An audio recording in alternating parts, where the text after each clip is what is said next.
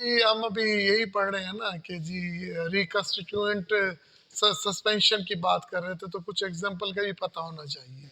ये जितने आपके पास अमोक्सिसिलिन सिरप आते हैं एंटीबायोटिक के, वेलोसिफ है, अमोक्सल है, ये सिरप जो होते हैं वो पाउडर फॉर सस्पेंशन होता है। ओके, ठीक है, इन पे हम पानी डाल के रिकंस्टिट्यूएंट करते हैं।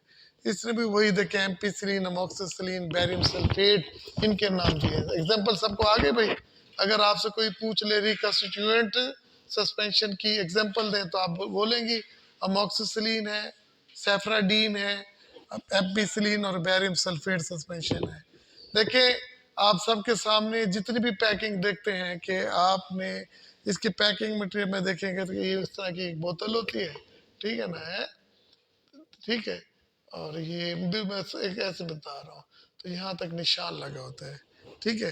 तो देखिए इसके ऊपर एक्स्ट्रा स्पेस भी होता है, ठीक है। तो ये होना चाहिए, ये यहाँ तक देखिए पाउडर है, ठीक है। यहाँ तक एक क्लियर मार्क होना चाहिए कि आपने यहाँ तक, आपने या तो 2 कप डालते हैं बताते हैं, ये क्लियर मार्क होना चाहिए कि आपने इसका यहाँ तक करना। और इसके अंदर स्पेस जो होना चाहिए ना, एक्स्ट्रा होना चाहिए, ताकि आप जब शेक करें ना तो उसे फिर बोतल के ऊपर लिखा होना चाहिए वेल शेक बिफोर यूज, इसे होना चाहिए। और फिर दूसरा, आप इसको लाइट से और हीट से बचाएंगे, लाइट और हीट से बचाएंगे, कूल जगह पे रखेंगे। देखिए क्या है ना, पैक इन वाइड माउथ कंटेनर, बिल्कुल ठीक है। और हैविंग एक्स्ट्रा स्पेस, इनके अंदर स्पेस हो, ताकि रिक्वेस्टिट्यूट करने के लिए, मिक्सिंग करने के लिए आपके पास, और उसके ऊपर लिखा होना चाहिए, there should be prominently written on the label, क्या, शेक वेल बिफोर यूज, और requested suspension has clear mark, देखिए क्लियर मार्क भी होना चाहिए, और से लाइट और हीट प्रोटेक्टेड भी होना चाहिए, ठीक है। याद हो गया कितने कितने इसके अपने स्टोरेज के मतलब बताए, 1, 2 और 3 और 4 पॉइंट बताए। तो इसमें कोई रट्टे वाली बात नहीं है, आप सिरप को देखें, उसके ऊपर लिखा होता, आपने ऐसे लिखना है कि मार्क होना चाहिए, शेक वेल बिफोर यूज होना चाहिए, इसे ओपन ब्रॉड, इसका जो माउथ वाइड माउथ कंटेनर होना चाहिए, ठीक है ना। और इसको आपने लाइट और हीट से बचाना है, ठीक है ना, लाइट और हीट प्रोटेक्टेड होना है। क्लियर हो गया? अब देखिए इसके अलावा एक बहुत ही इम्पोर्टेंट हम टॉपिक करने चाह रहे हैं जो पेपर में अक्सर आता है, वो है जी एमल्शन है।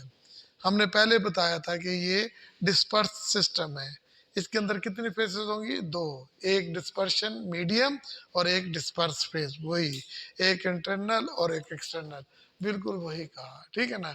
अब इसमें क्या होगी? दोनों क्या होंगी? लिक्विड होंगी, दोनों क्या होंगी? लिक्विड। और दोनों लिक्विड एक दूसरे में हल होंगे कि नहीं होंगे? हल नहीं होंगे, एक दूसरे में हल नहीं होंगे। इनको हल किया जाए, इनको मिक्स किया जाएगा with the help of emulsifying agent, with the help of, मतलब मैं आपको एक मिसाल देता हूँ। देखिए ये आपके पास एक बीकर है, इसमें यहाँ तक पानी लगा हुआ है, ठीक है ना।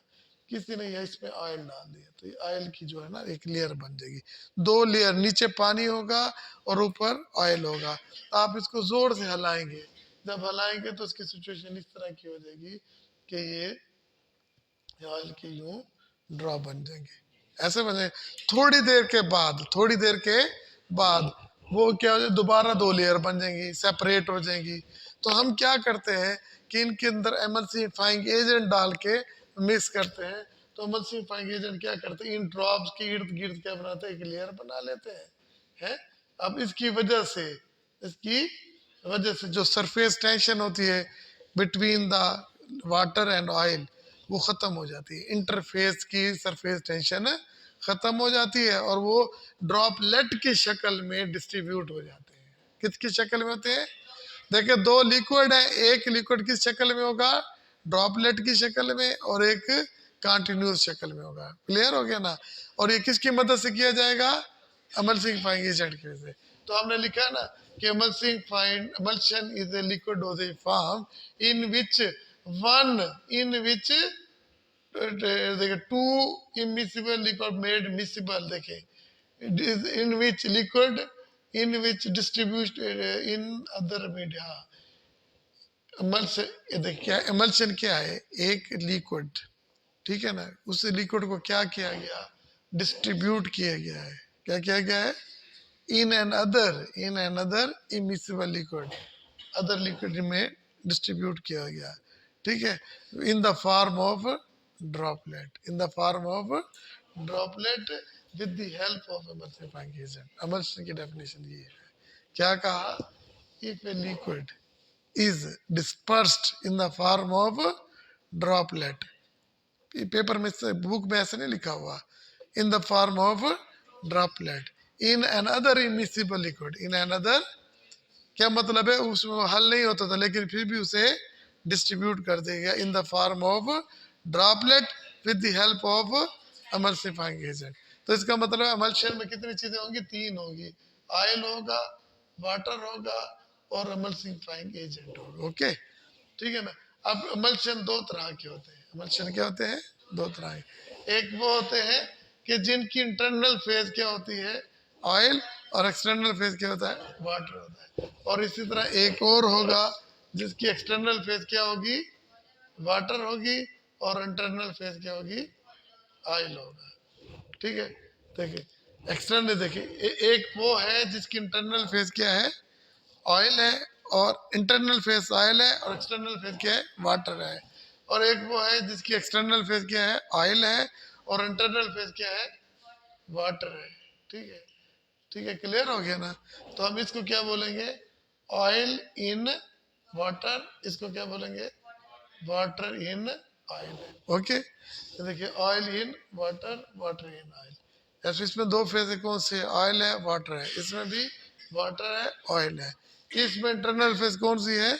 ऑयल है। एक्सटर्नल फेज कौन सी है? और इधर देखा, emulsion are of two type. Number one is oil in water and water in oil. Oil in water में क्या होगा? तो इंटरनल फेज पहले इंटरनल ऑयल होगा, और एक्सटर्नल फेज क्या होगा? वाटर होगा। और वाटर इन ऑयल क्या होगा? इंटरनल फेज वाटर होगा, एक्सटर्नल फेज क्या होगा? ऑयल होगा। समझ आ गई बेटा? ठीक है, दो किस्म के। अब देखो ये पढ़ लिया, फिर हमने बताया कि emulsion बेसिकली किस फॉर्म में होते हैं? ये लिक्विड फॉर्म में, और बाज सेमी सॉलिड में होते हैं, ठीक है। ठीक है, जो लिक्विड फॉर्म में होते हैं ना, ये भी दो तरह के होते हैं। एक तो होते हैं ओरली यूज होते हैं, और एक होते हैं पेरेंटली यूज होते हैं, और एक टॉपिकल यूज होते हैं, जैसे सस्पेंशन यूज हुए थे। और जो होते हैं ना सेमी सॉलिड एमल्शन, तो वो क्या होते हैं? हमेशा वो टॉपिकल यूज होते हैं। ओके, समझ आ गई? अच्छा, अब देखिए चॉइस आपने, अब देखिए वाटर भी हर एक को पता है कि वाटर की एक तरह का होता है, ठीक है ना, प्योर वाटर होना चाहिए बार, और ऑयल भी एक तरह का ही होगा, ठीक है ना। अब ये दोनों एक दूसरे में ड्रॉप की शक्ल में उस वक्त तक रहेंगे जब तक एमल्सिफाइंग एजेंट काम करता रहेगा। एमल्सिफाइंग एजेंट, देखिए आपके पास कार्बोहाइड्रेट में पड़ा था ना, स्टार्च पड़ा था, एगर पड़ा था, है, अकेशिया पड़ा था, अकेशिया और ट्रैगाकैंथ, ये जितने भी सारे कार्बोहाइड्रेट हैं, ट्रैगाकैंथ भी एमल्सिफाइंग एजेंट के तौर पे इस्तेमाल होता है, और एकेशिया भी एमल्सिफाइंग एजेंट के, इवन के स्टार्च भी एमल्सिफाइंग एजेंट के तौर पे इस्तेमाल होता है। अगर कोई माइक्रो ऑर्गेनिज्म आता है और वो इस एमल्सिफाइंग एजेंट को निगल जाता है, यानी कि खत्म करता है, डिकम्पोज कर देता है, तो क्या वो फिर ऑयल और वाटर एक जैसे रहेंगे? नहीं, वो किस कन्वर्ट हो जाएंगे? दो लेयर में कन्वर्ट हो जाएंगे, उसमें कोई ना कोई डिफेक्ट पैदा हो जाएगा। तो आपने अगर एमल्शन को अच्छा रखना है, तो आपका एमल्सिफाइंग एजेंट क्या होना चाहिए? अच्छा होना चाहिए, ठीक है। अब उस एमल्सिफाइंग एजेंट के जो ना कुछ चॉइसेस होनी चाहिए। नंबर वन, वो नॉन टॉक्सिक होना चाहिए। नंबर वन क्या होना चाहिए? नॉन टॉक्सिक होना चाहिए। और जितने भी कोई इंग्रेडिएंट इसके अंदर डालेंगे, चाहे ऑयल है, वाटर है, उनके साथ ये ना करे कोई इंट्रैक्शन टॉलरेट कर रहे, यानी कोई इसके साथ इंट्रैक्शन करके नई चीज ना बना ले, ठीक है ना। बस उसका काम क्या है? वो जाए सरफेस टेंशन को खत्म कर ले, जाए सरफेस टेंशन को खत्म कर ले। और एक दिन के लिए नहीं, दो दिन के लिए नहीं, काफी अरसे के लिए, जितना उसके एक्सपायरी डेट है, लॉन्ग डे के लिए। क्लियर हो गया? देखो फिर लिखता है, देखो रिड्यूस, सबसे पहले वो क्या करे? इंटरफिशियल टेंशन को between the two immiscible liquid. Immiscible liquid कौन से लिक्विड होते हैं? ऐसे दो लिक्विड जो एक दूसरे में हल ना हो, उन्हें इमिसिबल लिक्विड कहते हैं। और जो लिक्विड हल हो जाए, उन्हें मिसिबल कहते हैं। Keep disperse face in the droplet uniformly रखे। फिर compatible with component, chemically competent होना चाहिए। क्या होना चाहिए? केमिकल, क्या होना चाहिए? कंपेटिबल होना चाहिए, यानी कि उसके साथ कोई बड़े सुकून से रहे।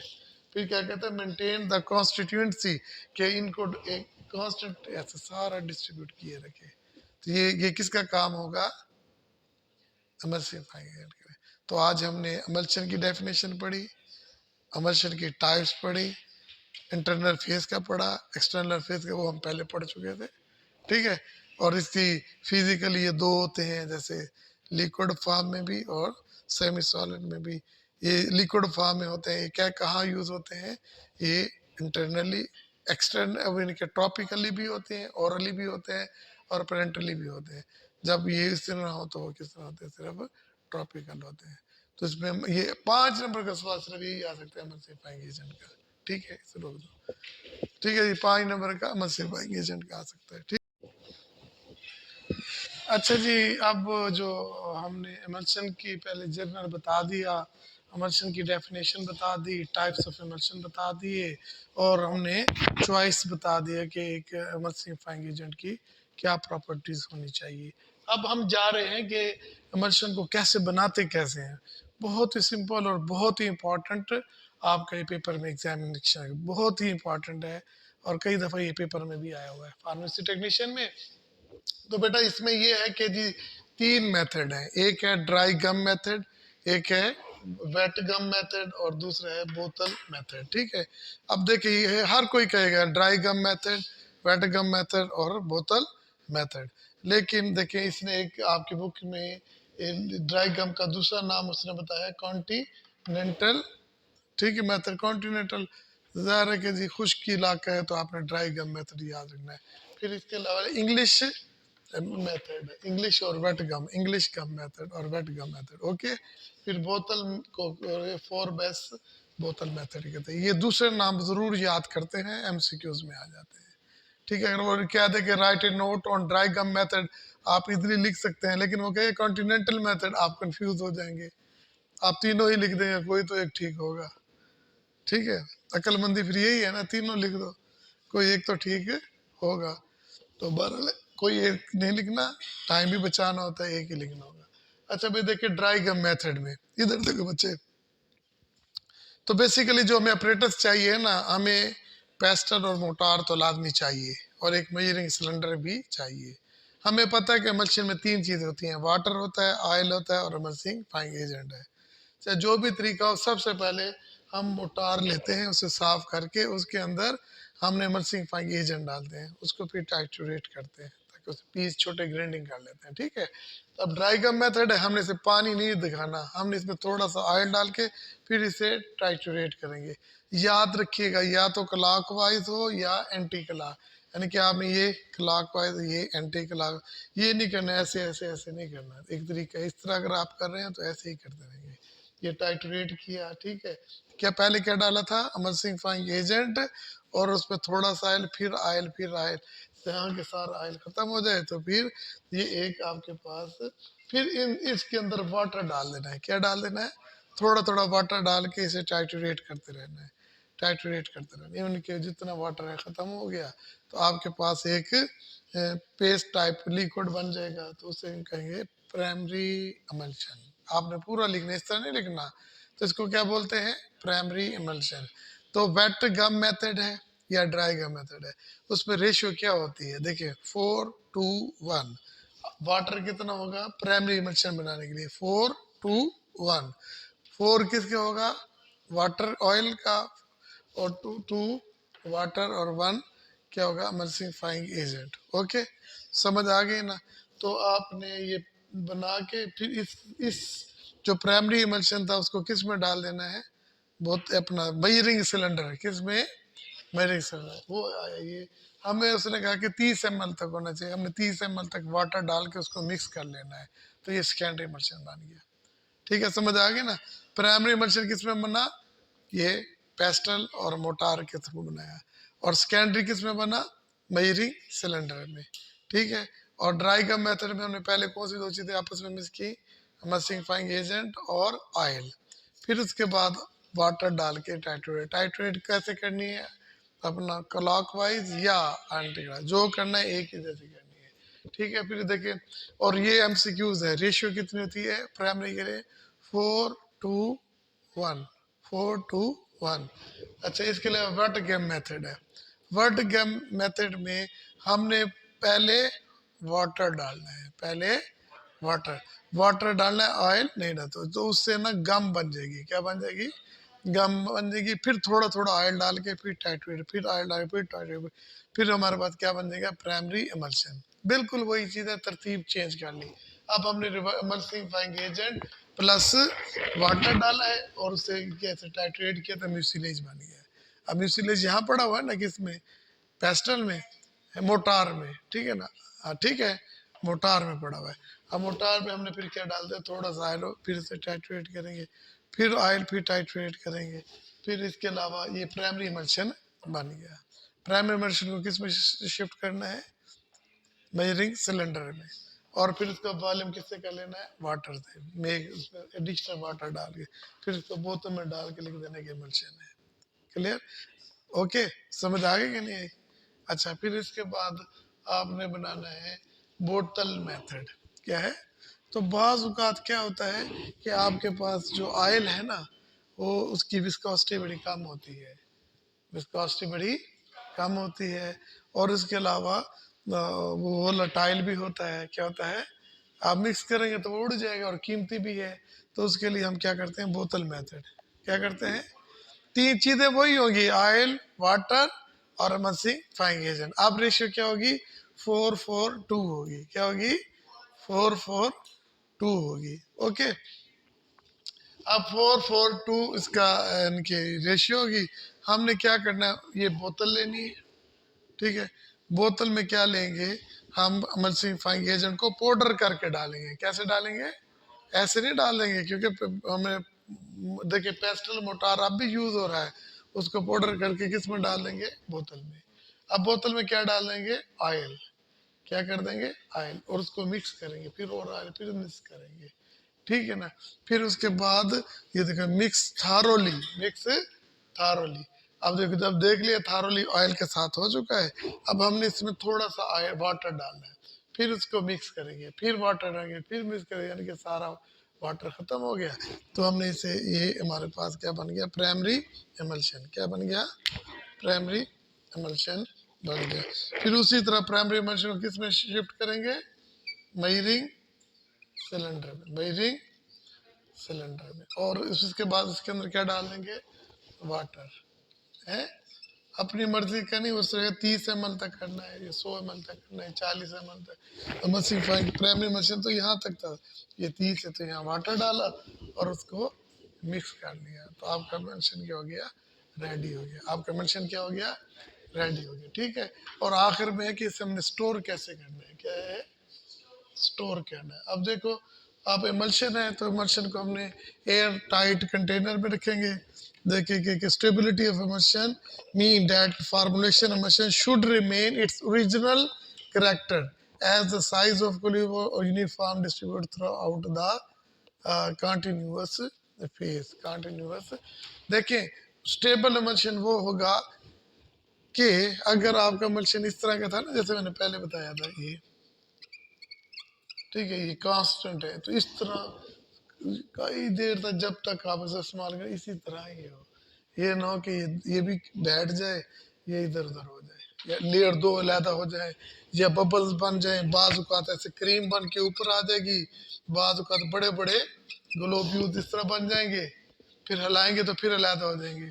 बाज औकात देखिए, बाज औकात ऐसे होगा कि ये ग्लोब, ये बड़े बड़े ग्लोब बन गए और इसके साथ जो अटैच हो गए, ठीक है ना। और बाज औकात क्या हुआ, ये छोटे छोटे एग्रीगेट हो गए, फिर हलाए तो फिर अलग अलग हो गए। और बाज औकात तो ऐसा हुआ कि आपके मल्शन की 2 लेयर बन गई, 2 लेयर बन गई। बेटा समझ आ गई ना। देखो, आपके पास टेबल ये था,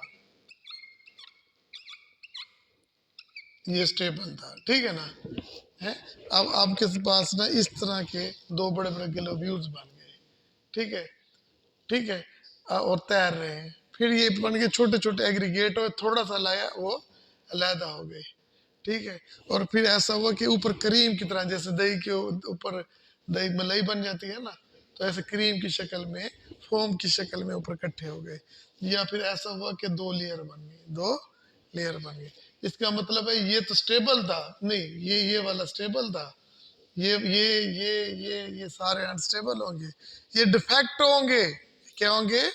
डिफेक्ट ऑफ इमल्शन होंगे, डिफेक्ट ऑफ इमल्शन होंगे। तो इस डिफेक्ट को कहते हैं ब्रेकिंग ऑफ इमल्शन। जब दो इमिसिबल लिक्विड अलग होकर दो लेयर बन जाए उन्हें क्रैकिंग ऑफ इमल्शन कहते हैं, क्रैकिंग ऑफ इमल्शन कहते हैं। जब ये एक लेयर बन के ऊपर इस तरह बैठ जाए फोम की शक्ल में, तो उसे कहते हैं फोमिंग कहते हैं, क्रीमिंग, क्रीमिंग कहते हैं। क्या कहते हैं? क्रीमिंग। मैं कहूँगा कि इमल्शन की क्रीमिंग हो गई है तो आप समझ जाएंगे ये हो गया। मैं कहता हूँ इमल्शन की ब्रेकिंग हो गई है तो आप कहेंगे दो लेयर बन गई है। और अगर मैं कहता हूँ कि दो बड़े बड़े ग्लोब्यूल्स बन गए हैं तो हम क्या कहें? कोलिसेंस हो गई है। क्या हो गई है? कोलिसेंस हो गई है, ठीक है। और अगर ये छोटे छोटे ड्रॉप्स बन के मिल गए हैं तो इसे कहते हैं फ्लोक्यूलेशन। क्या कहते हैं? ये देखिए फ्लोक्यूलेशन कहते हैं, इसे के क्रीमिंग कहते हैं, इसको क्या कहते हैं? ब्रेकिंग कहते हैं।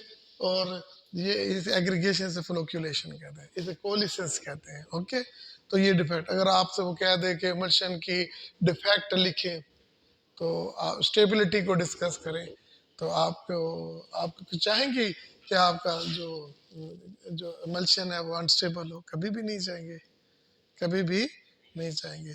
तो फिर आपने इमल्शन के मतलब नहीं लिखना, फिर आपने यही लिखना है कि स्टेबल इमल्शन होना चाहिए, ठीक है। कौन से पांच हैं? क्रीमिंग है कि जब वो जो है एक लेयर जो है ना वो फोम की शक्ल में उसकी ऊपर वाली तह पे आ जाए, ठीक है। अगर दो बड़े ग्लोब्यूल्स क्या कहते हैं वो कोलिसेंस हो जाता है। अगर छोटे छोटे ग्लोब्यूल्स इकट्ठे होके एग्रीगेशन हो जाए तो उसे फ्लोक्यूलेशन कहते हैं। और अगर वो दो लेयर ही अलग हो जाए तो उसे ब्रेकिंग और क्रैकिंग ऑफ इमल्शन कहते हैं। तो ये आज हमने इमल्शन के मेथड ऑफ प्रिपरेशन पढ़े, ठीक है। इमल्शन के मेथड ऑफ प्रिपरेशन पढ़े और साथ में क्या पढ़े हैं? हाँ जी, स्टेबिलिटी पढ़ी है। तो ये आज हमने इमल्शन और सस्पेंशन सारा कर लिया। ओके।